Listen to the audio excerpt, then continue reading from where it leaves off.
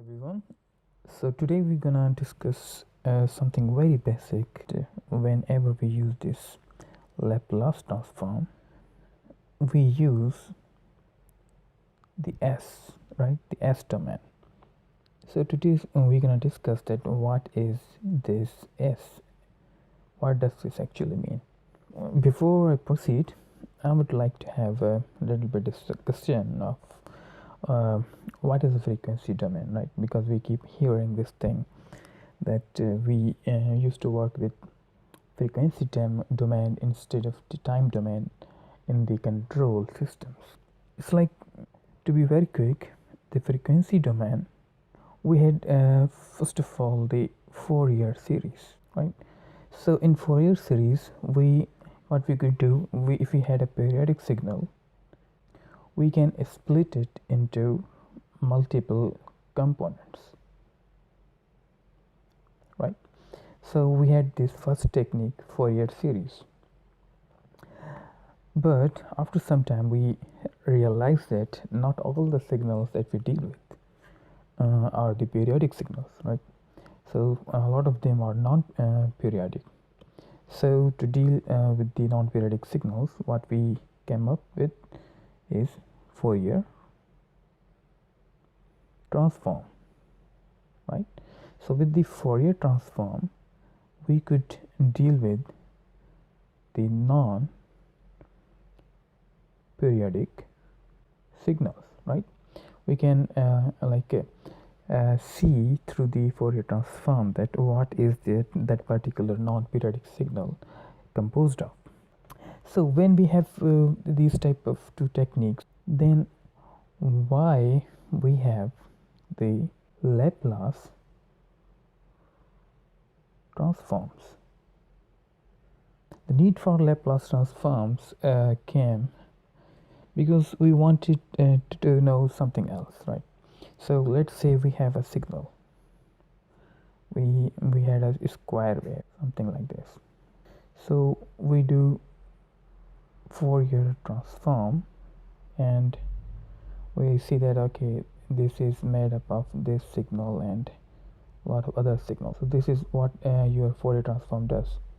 It tells you that what is the composition or what is the different frequencies involved in that particular signal. So we were not only interested in the frequencies, but we also wanted to know that whether those frequencies behave like this or they go like this or they go like this. So what is this? This is frequency plus its amplitude. So with the Fourier transforms, we could only know that what are the frequency components of that specific signal, right? But we didn't know what is the amplitude of that frequency signal inside that specific signal that we have been given, right? Does this expand? Does that decay out, or does that keep its amplitude constant, and things like that, right? So what we have right now to do that, we have Laplace transform. We have a Laplace transform for that, right? So in the Laplace transform, we use S domain. Right. We have the S domain. Now what is S? This S is actually sigma plus j omega. What is the omega? This is the frequency. This is the frequency. Like, what is the frequency of that specific signal? This is the decay or expansion of that specific signal, right? So the decay or exponential is denoted by this e power minus t. This is the decay, or e power plus t if the signal increases, right? If we look at the graph, e power minus t is like this, and e power plus t is like that. So when this thing is merged with this imaginary part or the frequency information, what we come up with? We come up with a signal which behaves either like this or it behaves like this. So now you can easily see that what is the advantage of having such signal, right? In the control systems, we keep dealing with these signals, and so that we could know that how the signal behaves over the time. Does it will it remain stable or it will go unstable in the time? So how this S is actually telling us this information, let's have a very quick example. So let's start with the very simple signal. It's used a lot in the control engineering. It's called the step signal. So step signal looks something like this.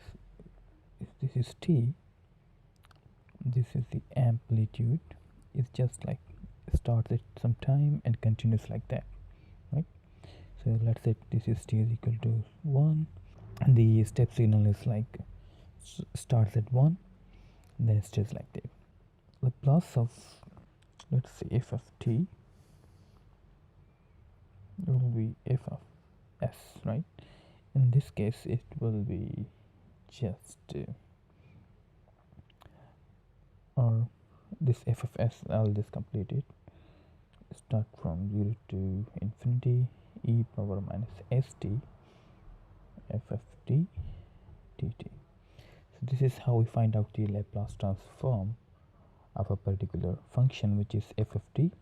It's given in the time domain. The Laplace transform of the step signal 1 would be like this: 0 to infinity, e power minus st and dt. If you do the integration of e power minus st, it will be minus 1 over s e power minus st, and these are our limits within which we have to do the integration. So to solve the limits, we know how to do that. We do the upper minus lower, and we put these limits inside this t, the variable which we are doing the integration with respect to. And here we have 1 over s e power minus s infinity minus, and again minus 1 over s e power minus s 0. In this case, we will assume that our s here is greater than 0, right? So why we do this assumption? Because we want this negative to stay negative. If the s is positive, this negative and negative will be multiplied, and the infinity will be positive. So if s is less than 0, what will happen? E will be having a plus infinity, which is something like this, right? So it doesn't converge to any value. So what happens? It stays at infinity. We don't need that, right? So when the s is greater than 0, what happens? This will be this e power minus infinity, and this will be minus and minus plus, and it will be 1 over s e power minus 0, and whatever it is e power will be 0. So what would you see in here is that e power minus infinity, this will be something like this, right? So infinity means like it will converge to some value very small, and that is 0, right? So what we can say in here, this will be 0, and this will be 1 over s e power 0 is 1, and which is 1 over s. So the Laplace of a step is 1 over s, right? What I can do in here is that the roots or poles of 1 over s is like, what's the s? S is equal to 0, right? S is equal to 0. So this means that the sigma and j omega both are 0. So what we basically find out in here is that we don't have any decay or any expansion. It's just e raised to power 0, and we have 0 and j. So no frequency, and we just have this value of 1, and we have no frequency, which we actually can notice that we just did the Laplace transform of a step signal, and it's just a specific value and it has no frequency. So this is the intuitive information that we get from this as variable. Another signal that I want to discuss is this one. F of t is equal to e power at, right? So we want to find out the Laplace transform of this one. So Laplace transform of f of t, we know it becomes f of s, which is 0 to infinity e raised to power minus st, ft, and dt. Okay, so Laplace transform of e at is equal to 0 to infinity e power minus st and e power at dt, right? And as we proceed, 1 over a minus s e raised to power a minus s t, and the limits like this, right?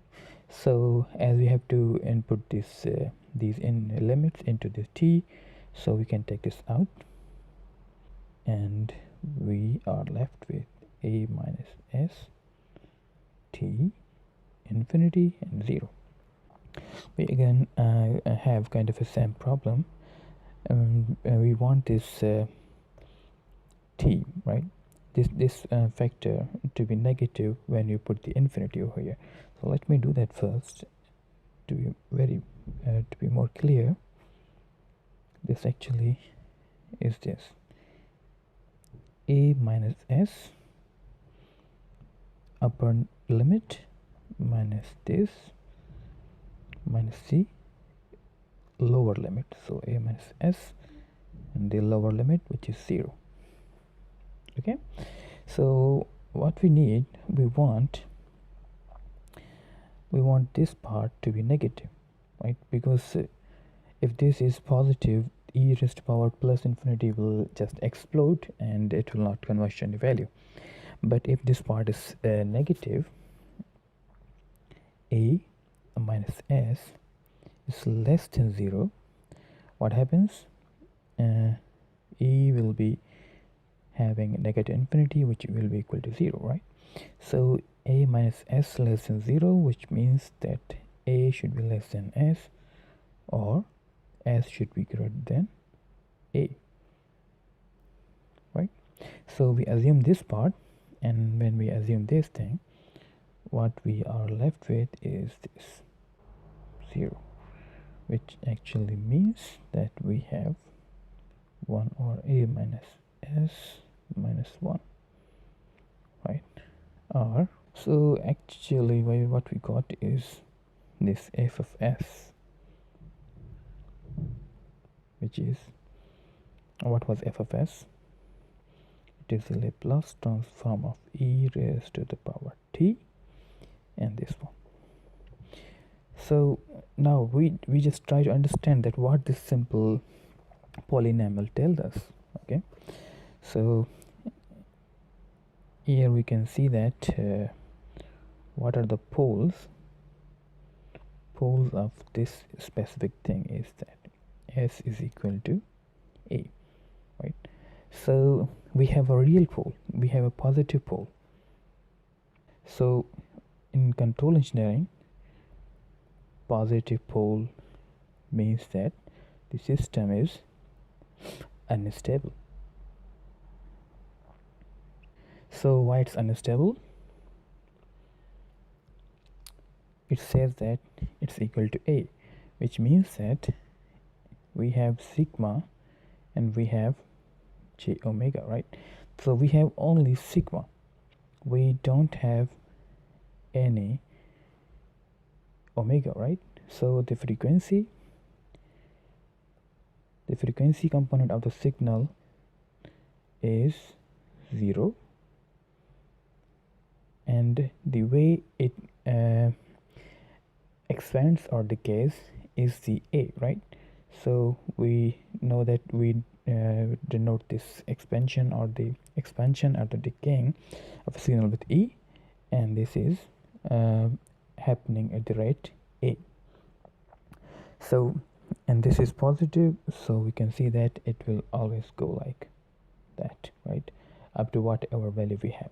So it's not going to converge to any point. So this is another simple signal or a simple function, and here we have its Laplace transform, and here is what we can say that we actually see from this specific polynomial, right, which is simply the S.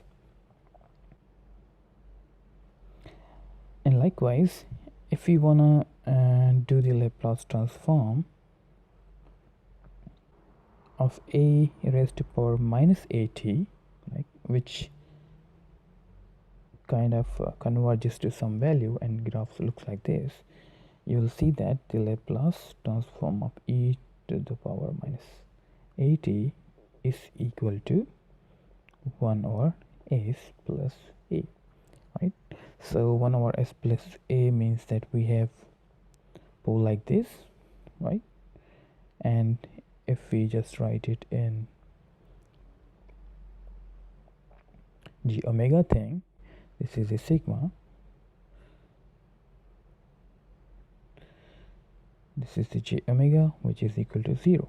So this sigma tells us that we have the E, which kind of decays with rate A, and the signal has some decaying, some converging properties, and it will converge to some point, and has, we can say that this system is stable because it kind of converges to some specific value and doesn't explode if we progress in the time. And one last signal that I want to discuss, it's also very interesting. This would be something like this, and this will be multiplied by some sine signal, right? So we can see that this sine signal will eventually decay out like this. Okay, so let's do the Laplace transform of this f of t and see what we have, right? So if we'll take the Laplace transform of this, you will come up with 1 over s squared plus 2s plus 2, right? So this is the Laplace transform of this signal. Now if we take the roots, or if we have a look at the poles of this polynomial, which is x squared plus 2s plus 2, the poles would be s1, because this is a quadratic equation, it will have 2 poles, and you will have to use the quadratic formula to solve this equation. So when you do that, you will see that it is minus 1 plus j, and the other pole would be s2, and that will be minus 1 minus j, right? So if we just take the s1 pole, minus 1 and plus j, we can see that this is our sigma and this is our j omega, right? So it tells us that we have some signal which decays with the rate of minus 1 in the time t, and it has some frequency, right? It has some frequency which as omega is 1, because there's no value, we say that it is 1 radian per second. We can do this intuitively, that okay, this equation represents some system which has this exponentially decaying response and has some frequency factor involved in it. So I hope this s variable would make a little bit more sense than we had before, right? This is not as a mystery as of now, that what this s is. This makes these time domain calculations, simple. When in Laplace transform, they simply become the algebraic. So we can deal with these equations like we used to solve this the simple algebra, and it solves a lot of things in one go, right? All we need to do is like convert all the complex things in the time domain into the frequency domain, solve the things, and then just take the inverse Laplace of it to get back the response in the time.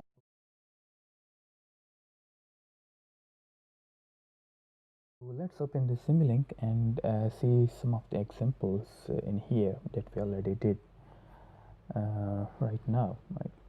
I have already made these models, and I'll just simulate it and discuss what we have inside.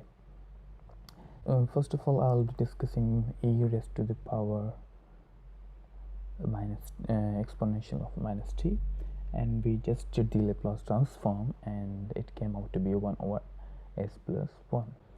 So here, if you double click, you can see that we have some signal like this, but we also know that the signal e raised to the power minus t doesn't look like it, right? It's increasing over here, right? What it should look like is this, right? So I have this function defined over here with y equal to e exponential of minus t, right? When you simulate it, it should look something like this, right? But when we simulate the Laplace transform of the same function, which is 1 over s plus 1, we get some signal like this. So why is that? The answer is because the way the Matlab simulates this transfer function is it uses this step signal, right? So this step signal, which is 1 over s, we did that as our first problem in this video, right? So what happens, this 1 over s gets multiplied by this transfer function, right? And like this, we have a step, and we have a step, and we have a transfer function s plus 1, and the resulting thing would be, if this is 1 over s, this will be 1 over s squared plus s. So and the actual thing that Matlab simulates is this with respect to time. Okay, so what happens when you take an inverse Laplace of this thing, you will see that it is equal to 1 minus exponent of minus t, right? So what we do when we in the time domain, if we simulate this equation, 1 minus exponent of minus t, we can have the same result as we have in this transfer function. So if the transfer function looks like this, goes to 1, and in this function block I have 1 minus exponential of minus t, and if I see the result, it's the same, right? So when the MATLAB simulates it, it becomes a little bit different because we are using this step signal, right? It's not just the simulation of this the function of which this specific transfer function is. And if we go to the positive exponent, we also know that we have the Laplace transform of e raised to the power plus t equal to 1 over s minus 1. It expands over the time, right? So given the simulation time, which was 10 seconds, it just goes up to 10 raised to power 4. Otherwise it can go up to the infinity. So here, so as that goes to the infinity, so whatever you simulated in here, like y of exponent of t and the y of exponent of t minus 1. So the way in this block diagram is simulated because of the step signal would be 1 over s squared minus s. So when you take inverse Laplace of 1 over s squared minus s, you will see that it is exponent of t minus 1, right? So but this goes to the infinity, so what happens that all the three graphs are more like same. And this is a very interesting signal, and it is like this. And if you remember, this is actually the Laplace transform of e raised to the power minus t multiplied by sine of t. So when we do this step signal, it looks like this, right? It's also very different because we don't see any sine wave or anything else over here. Also doesn't go to the 0, right? It just stays at 0.5. So what we expect, right, this simulation, because of the f of t, which is for which this transform we have been given, right, we kind of expect something like this, right? We have this sine which decays over the time, and this is how you simulate this equation: exponent of t sine 2 pi, because this is accepts in the radians. So I have converted into the radians. When you actually find the response of this equation, you will get this, right? But same equation of which this is the Laplace transform, when it is simulated with the step signal, it is like this. So why is it that different? So again, this is because of this step signal. So when this step signal is multiplied with this block like this, so we have s squared to s plus 2, and this actually becomes 1 over s cubed plus 2s squared plus 2s, right? So now if you take the inverse Laplace of this thing, it becomes something like this.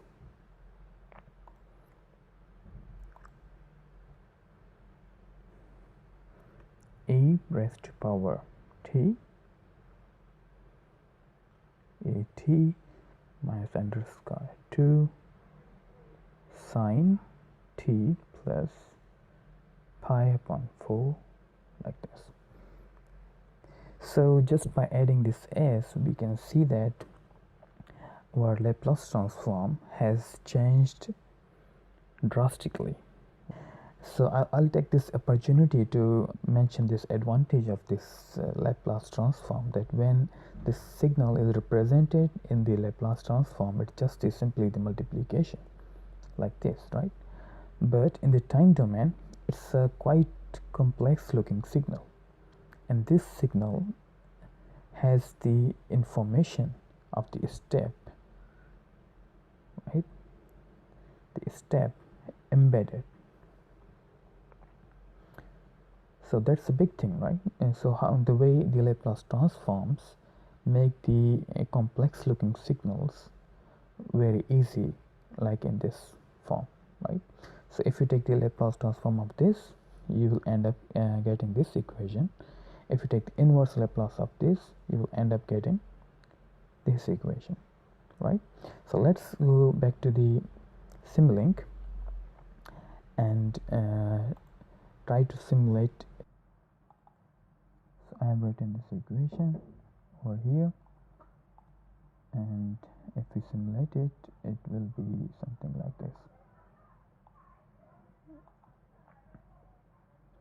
So you see, it's the same signal as we would get in this Laplace transforms.